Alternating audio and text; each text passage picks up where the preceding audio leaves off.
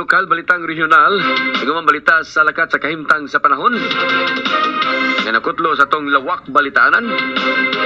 Pasadi patahingpit manamilit mga higala, ato sad nga i-recap usab ang pipila ka mga resulta sa 3D Lotto.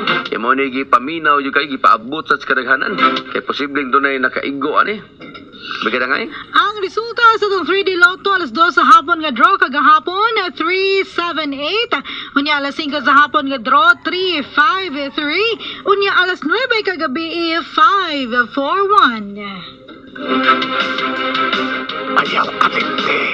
ang nagsunod yun no, ang alas 2 378.